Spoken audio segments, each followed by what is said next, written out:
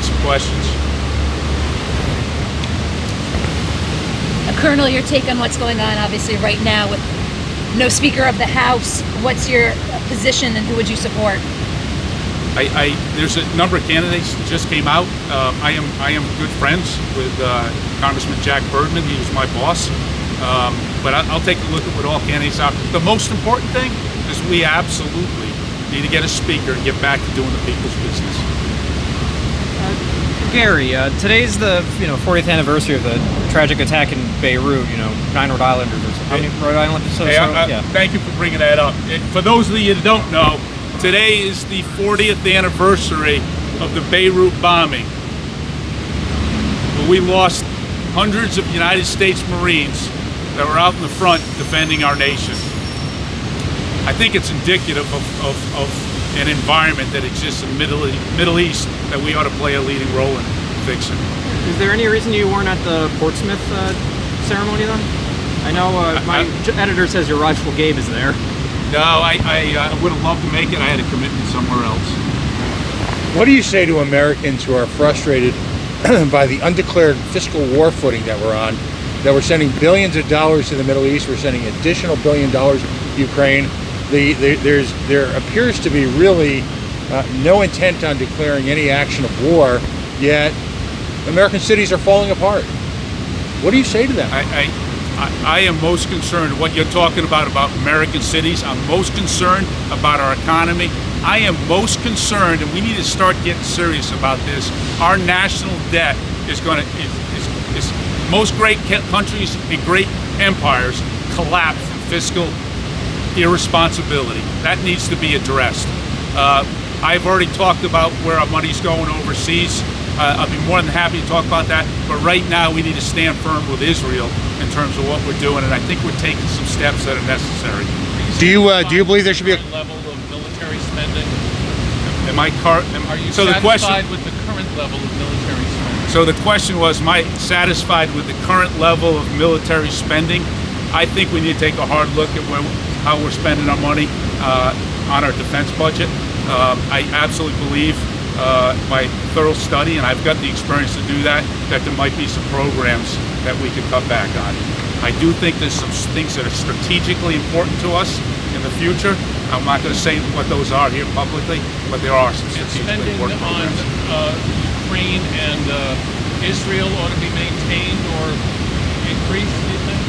I think we're good with, I've said this before, Steve, I think we're good where we are initially with our response to Ukraine. I've already laid out that our commander-in-chief, the president, absolutely needs to tell us what our strategic goal is here. Our commander-in-chief needs to tell us what our exit strategy is. We need to put pressure on our allies to fund to the levels that they're supposed to fund. And lastly, we need some type of accounting procedure in place, something that's watching where our money's going. You're talking about Ukraine. I'm talking about Ukraine. What about Israel, we need to stand firm. We need to stand firm with Israel, absolutely, right now. As far as what's going on with Israel, where do you stand? What do you say to the Palestinians living in the country and the state whose families are having to experience this tragedy? My heart's for any loss of life, and I don't know if you hear that, but my heart is with anybody, any loss of life.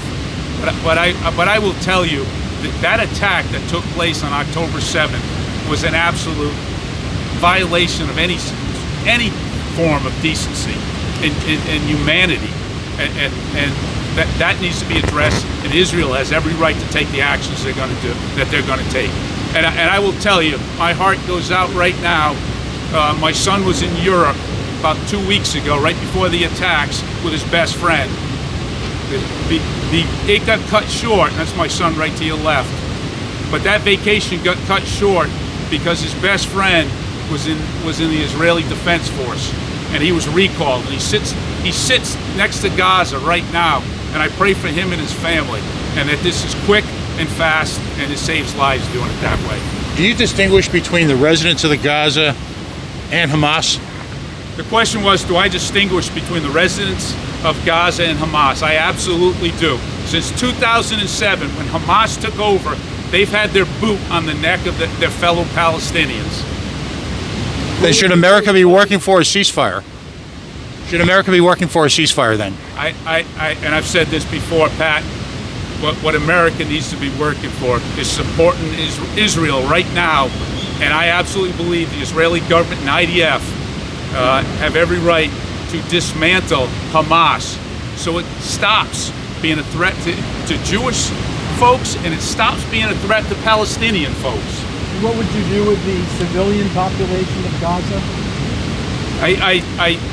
The question was, what would I do with the civilian population of Gaza? To that point, I think the Israeli government and military have shown extreme restraint in not going into Gaza yet. They're allowing the innocent civilians to move south.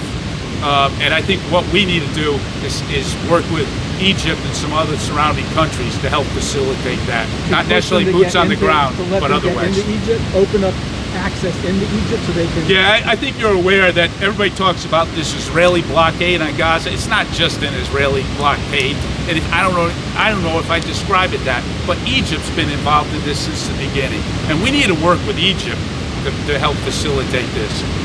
With that said, I was hoping for some economic questions. Here I come. All these upward pointing charts from Mr. Peterson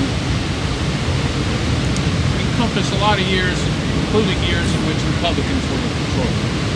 So, I mean, how do you distinguish yourself from what your party's done?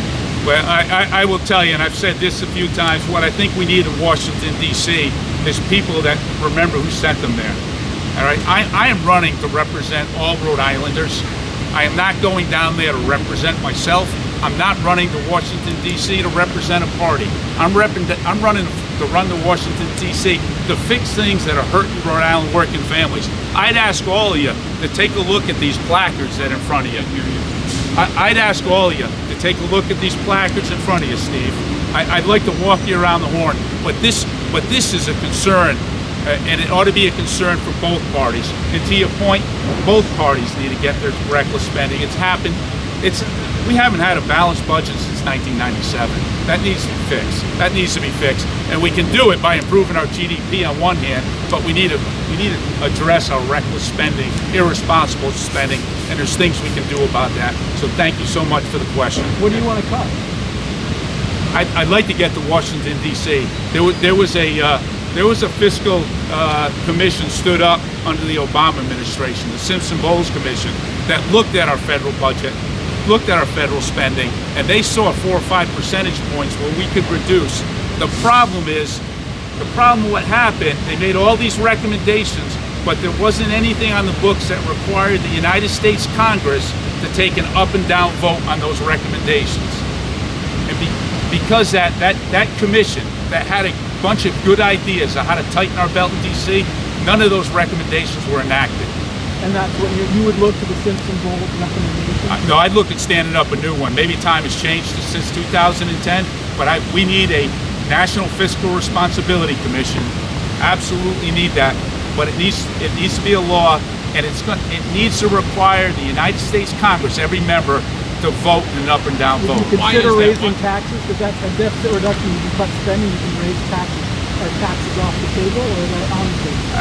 I'd be willing to work with both sides of the aisle, everybody down there, to start addressing this reckless spending, and I don't want to leave for his children a mess, and that's what we're looking at right now. And we, the United States, can do better. Everybody, I thank you for your questions, Steve. I'll talk to you. Hey, thank you, everybody.